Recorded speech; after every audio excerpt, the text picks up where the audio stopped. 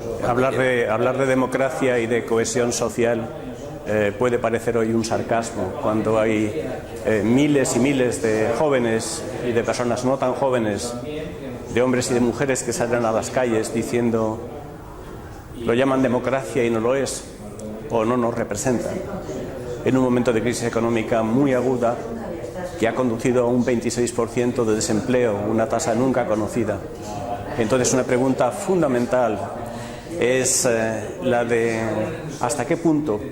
el funcionamiento de la democracia, es decir, un sistema de derechos y de libertades, puede verse afectado cuando las desigualdades o las discriminaciones son muy profundas. Hoy vamos a indagar en esas cuestiones. A mí me parece muy importante salvaguardar la democracia de todos los problemas de cohesión social y al mismo tiempo superar mediante procedimientos democráticos todas las nuevas discriminaciones y las desigualdades que se han generado en estos tiempos y que afectan no como en el pasado tanto a las personas de edad, sino muy fundamentalmente a los jóvenes y a las mujeres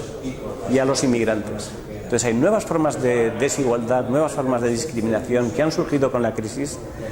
y que tienen consecuencias políticas que queremos explorar hoy aquí para ver cómo enriquecer la democracia.